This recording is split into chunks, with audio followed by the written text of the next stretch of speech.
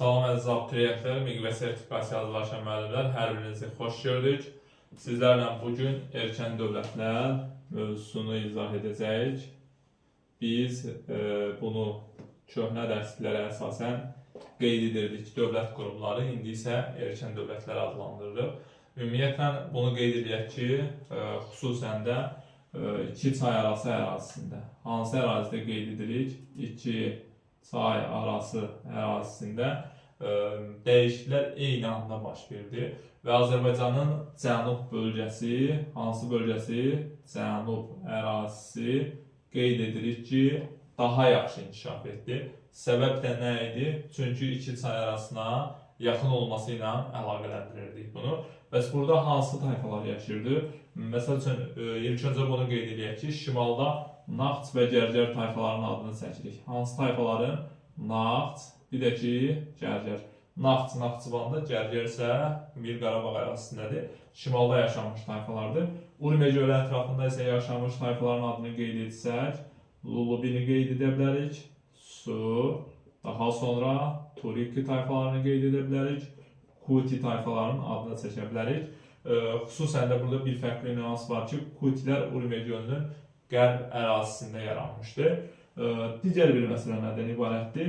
Burada əsas məsələ Xəzər dənizi sahilində yaşamış tayfalar. Təbii ki, bu Kaspi və Kaddusi tayfaları qeyd olunur. Ancaq əvvəlki kitablar Kaddusini Qızılüzən çayının sahilləri qeyd edirdilər. İndi isə hər ikisi Xəzər dənizinin sahillərindədir və iki çay arasına yaxın Azərbaycanın cənub bölgəsində təbii ki, əhali məşğuliyyət sahələri, hansı sahələr qeyd olunur? Əkinçilik və maldarlıq. Hansı sahələr oldu? Əkinçilik və maldarlıq. Əkinçilik maldarlığın özünün yaranması, yəni ibtidai əkinçilik, ibtidai maldarlıq mezolit dövründədir. Əsas məşğuliyyət neolit. Bir-birindən ayrılması isə erkən tunç dövründə birinci ictimaiyyət bölgüsüdür. Bəs nələr uğrunda mübarizə aparırdı bu Urmiya gölü və Azərbaycan cənubunda yaşamış tayfalar? Təbii qeyd edə bilərik ki, biz burada münbit torpaqlar və xüsusən də ki, əkin sahələri, yəni otlaqlar uğrunda mübarizə aparırdılar. Əsas nüanslardan da biri də budur ki, hansı xüsusiyyətləri var idi bunların? Ümumiyyətlə, mədəniyyət cəhətdən eyni mədəniyyət və eyni tanrıları təbii ki, dini olması idi. Yəni, yadda saxlayırıq ki, eyni mədəniyyət və tanrısı. İndi, erkən dövlətlər ümumi olaraq hansı erkən dövlətlərdir? Erkən dövlətlər yadda saxlayırıq ki, məsəl üçün biz Araqtanı qeyd edirik, daha sonra Lulubini qeyd edirik, düzdürmü? Lulubini qeyd edirik və Kutini qeyd edirik. Ümumi, burada bir xüsusi məqam var ki, orada qeyd olunur ki, iki çay arasında təbii ki, gedən proseslər Urmiya gölü ətrafında yaşayan tayfaların hərb sahəsində təcrübə qazanmasına imkan vermişdi. Və bir də ki, əsas məsələlərdən biri də bu idi ki, həmin tayfalar erkən dövlətlərə çevrilir və onların da özlərinə məxsus bəllidir ki, qeyd edirik. Məsəl üçün, hökmdarları, daha sonra qeyd edə bilərik ki, ərazisi, o cümlədən də ki, ordusu var. Bu xüsusiyyətlər hər bir erkən dövlətlərdə var. Araqda haqqında bunu qeyd edə bilərik ki, Araqda erkən dövləti, biz ancaq erkən dövlət deyərkən, yəni dövlətin yaranmasına qədər olan birinci mərhələdir. Araqda erkən dövləti nə zaman yaranıbdır? Araqda erkən dövləti eradan əvvəl 3-cü minilliyin birinci yarısında yaranıbdır və hansı ərazidə meydana gəlibdir? Bəllidir ki, bu Urmiya gölü ətrafındaydı, yəni Urmiya gölünün cənub ərazisindədir. Bir də bunu qeyd edə bilərik ki, qədim Şərqin ən qədim dövlətlərindən biri hesab olunurdu. Və ümumi bunu da qeyd edək ki, tayfalar haqqında məlumat harada verilirdi? Tayfalar haqqında məlumat yadda saxlayaq ki, Şumer və Şumeraqqad dastanlarındaydı. Şumeraqqad mixi yazılarında məlumat verilir. Araqdan da iki çay arasında yaxın olması haqqında biz qeyd edə bilərik ki, Emmerkarın təbii ki, Araqda hökmdara dastanında məlumat verilmişdir. Ancaq Şumer mixi yazısında isə qeyd olunurdu ki, Araqdalılar belə deyək ki, varlı və bəhrəli bir ölkə hesab olunur. Burada da maksimum dərəcədə diqqətli olmaq lazımdır. Yəni bəzən söz oyunudur, istifadə edirlər, müəyyən fərqli nüanslara salırlar. Yəni təbii ki, oxumaq və diqqət tələb etmək lazımdır. Diqqət tələb edən məqamlar var ki, onlara fikir vermək lazımdır. Və digər məsələlərdən biri nə idi? Burada təbii ki, qonşu tayfalardan biz bilirik ki, Uruq şəhər dövləti ərazisinə yürüşlər olmuşdu. Uruq şəhər dövləti də bilirsiniz, ümumi iki çay arasında Şumer şəhər dövlətləri hesab olunur. Eradan əvvəl 3-cü minillikdə meydana gəlmişdi. İki çay arası, bunu da bir daha xatırlatma edək ki, Dəzrə və Fərat çayı arasındakı olan ərazilərdir. Şumerlər buranın yerli sakini olmayıbdı. Sonradan bura köçüb gələnlərdir. Bu da eradan əvvəl 7-ci minillikdə biz qeyd edirik Mesopotamiyanın şimalında məskunlaşır. Eradan əvvəl 6-cı minillikdə isə Mesopotamiyanın cənubunda məskunlaşmışdır. Və Uruq şəhərinə qonşulu tayfaların hücumları zamanı bunlar kömək olaraq kimdən istifadə etdi? Təbii ki, biz qeyd edirik ki, Araq dağlardan istifadə edirlər. Hətta belə deyək ki, o səfərlər təşkil olunur. Enmerkarın Araqda Şumerlər arasında səfərləri idi. Bir də bunu qeyd edirik ki, müxtəlif məhsul mübadiləsi aparılırdı. Məsəl üçün, Şumerlərdən Araq dağlara qeyd edə bilərsiniz ki, taxıl və ərzaq məhsullarının adını qeyd edə bilərik. Ancaq Araqdan Şumerlərə isə lacivərd və qiymətli metal daşların adı çəkilir. Yəni bu da bunlar arasında olan əlaqələrdir. Xüsusən də hansı əkinçilik sahəsini inkişaf etmişdi? Dəmiyə əkinçiliyi idi. Araq davamında dövlətin idarə etmə sisteminə gəlin baxaq.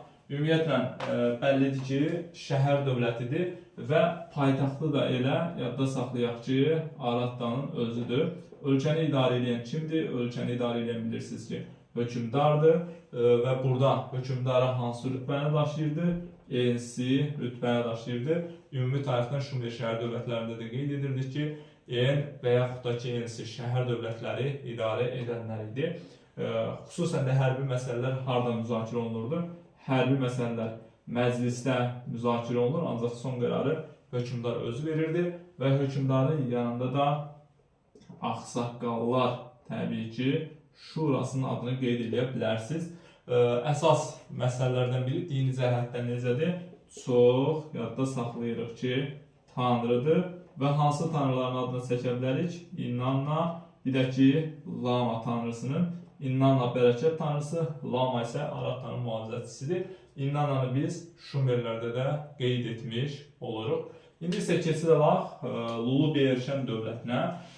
Lullubilər ümumiyyətlə bu dövlət, əvvəl deyirdik, dövlət qurmu, indi isə qeyd edirik erişən dövlətləri, düzdürmü? Və xüsusən bu Lullubiyə erişən dövlətinin yaranması eradan əvvəl 3-cü minilliyin ikinci yarısıdır. Eradan əvvəl 3-cü minilliyin ikinci yarısında meydana gəlibdir. Və burada əsas məsələ Araqdanın qəlbində yerləşir. Digər bir məqam isə bəllidir ki, yenə qeyd edirik ki, Urmiya gölünün cənub ərazisini əhatə edir. Bu da öz yerində idi. Digər bir məsələ isə bundan ibarətdir ki, təbii ki, qurucusu İmmaşqun hesab olundu və İmmaşqunu padşahlar, yadda saxlayaq ki, padşahı adlandırırlar. Ərazisi isə şimaldan Urmiya gölü, cənubdan isə Diyala çayını əhatə edir və hansı dövlətlə mübarizə aparmışdı? Bəllidir ki, Akkadla mübarizə aparmışdı və öz müstəqilliyini qoruyub saxlamışdı. Daha sonra isə iki çay arasında təbii ki, təsirinə məruz qalmışdı. İki çay arasının, yadda saxlayırıq ki, iki çay arasının mədəni təsirləri var idi. Burada da belə qeyd edə bilərsiniz ki, mixi yazını öyrənmələri, daha sonra isə siyasi mədəni sahələrdə təbliğat işlərini mirzələr aparırdı, ictimai mədəni abidələr isə ustalar idi ki, bunlar icra edirdi. Burada əsas məsələ də belə qeyd edək ki, məsəl üçün Araqdadan Şumerlərə mixi yazını bilən usta mirzələr, bir də abidə yonan ustalar dəvət olunur. Yəni məşhur ustalar Araqdadan Şumerlərə aparılırdı. Lullubilərdə də təbii ki, bu qaydalar var idi. Lullubilərdə dini cəhətdən çox tanrıdır, yadda saxlayırıq və səma tanrısı olaraq Anumun adı çəkilir. Bir də ki, burada əsas məsələlərdən biri də hansı tanrılar? Ay, günəş, məhəbbət bərəkət və səma tanrılarıdır. Bu da söz oyunudur. Bu hissələrdə də diqqətli olaq. Lubilərin eradan əvvəl 3-cü minilliyin sonu süqutudur. Daha sonra isə biz gəlirik Kuti erkən dövlətinə. Hansı erkən dövlətin adını çəkirik indi? Kutilərin. Kutilərin ümumi olaraq digərlərindən fərqi ondan ibarətdir ki, Urmiya gölünün qərbində meydana gəlmişdir. Yəni Kuti, yadda saxlayaq ki, Urmiya gölü ərazisində qərb ərazisi qeyd edeyim. Qərb və yaxud da ki, cənub-qərbi. Bu da nə vaxt meydana gəldi bu erkən dövlət? Eradan əvvəl 3-cü minilliyin ikinci yarısı. Biz nə qeyd edirik yeni kitablara əsasən? Kuti erkən dövləti. Və Kutilərdə bəllidir ki, müttəfiq olaraq seçdi. Şumerləri müttəfiq olaraq seçir. Mübarizə apardı kimlərlə? Akkadla. Və hətta bunu qeyd edə bilərik ki, əsas da həmin bu Akkadla mübarizəsindən sonra da Akkadları da süquta uğratmışdı. Akkadla mübarizə aparması həm Lubi, həm Kutinin oxşar cəhətidir. Akkadı süquta uğratması isə Kutilər üçün aid olan xarakteri xüsusiyyətdir. Bunları necə adlandırırdılar? Dağ əjdahaları adlandırırdılar. Dağ əjdahaları adlandırırdılar. Bir də ki, əsas məsələlər Şumer şəhər dövlətlərinin himayədarı idi. Yəni, himayədar edirdi. Himayədarına çevrildi. Təbii ki, Şumer şəhər dövlətlərinin söhbət kimlərdən gedir? Kutilərdən gedir. Yadda saxlayaq bunu. Sonra əsas nüanslara, növbəti əsas nüanslara gələk ki, burada Kutilər nə vaxt Akkadları süquta uğratmışdı? Eradan əvvəl 22-ci əsrdə. Nə vaxt? Eradan əvvəl 22-ci əsrdə qeyd edilir və artıq Akkadları süquta uğradır. İki sayəsində öz hakimiyyətini başlatmış oldular. Bir də ki, əsas məsələlərdən biri də budur ki, Kutilərin ümumi olaraq, məsəl üçün, Şumerlərlə müttəfiqlik münasibətində Akkadların hücumuna qarşı Kutilərə Şumerlər mixi yazılı abdə qoydurmuş. Hətta ki, Kuti və dünyanın dörd bir yanının hökmdarı kimi bunları təmsil edirlər. Əsas məsələ burada hakimiyyət seçim yolu ilə aparılır. Hansı yolla? Seçim yolu ilə. Yəni, irsi yolu yoxdur. Demokratiyadır və kimlər cəlb olunur? Şumer, yadda saxlayırıq ki, Akkad gəncləri burada cəlb olunurdu. Hərbi xidmətə, hətta bunların idarəetmə sistemindən istifadə etdilər. Kutilərin zəifliyi orada oldu ki, idarəçiliyi yerli hakimlərə həvalə etdilər. İşğal edilmiş ərazilərdə idarəçiliyi yerli hakimlərə həvalə etdilər. Bu da Kutilərin gələcəkdə həmin bölgədə zəifləməsinə səbəb olur. Ticarət yollarında əmrəmanlıq yaratdılar, nisbi sabitlik oldu və Urmiya gölü hövzəsində də müəyyən qədər o sabitliyi qoruyub saxlamış oldular. Daha sonra isə bunu qeyd edirsiniz ki, 40 gün hakimiyyətdə olan hökmdarı isə Tirikan idi. Tirikana qarşı isə Uruk şəhərində qiyam baş verdi və həmin qiyam nəticəsində də Kutilərin iki sayəsində hakimiyyətinə son qoyuldu. Bu erkən dövlətlər nə vaxt süquta uğrayır? Eradan əvvəl 3-cü minilliyin sonunda. Daha sonra isə burada əsas xüsusən də hansı tayfaların adını çəkirik müstəqillik əldə etdi? Su və Turiki tayfaları idi. Bu tayfalar Urmiya gölündə həlledici qüvvəyə çevrildi. Daha sonra su tayfaları Turiklərlə birlikdə iki sayəsinin daxili işlərinə qarışdı. Hətta Turiklər Aşurla mübarizə aparmışdı. Kimlərlə? Aşurla mübarizə apardı və Aşurların hansı vilayətini işğal etdi? Şuşara vilayətini qeyd edəsiniz. Eradan əvvəl 2-ci minin əvvəllərində idi. Eradan əvvəl 2-ci minin sonlarında isə Aşurların qüdrəti artır və Aşur hökmdarı Adad-nirari həmin Kuti, Lubi, Su, Turik tayfaları var ki, bunları öz əsarətinə daxil edir. Bugünlük bu qədər.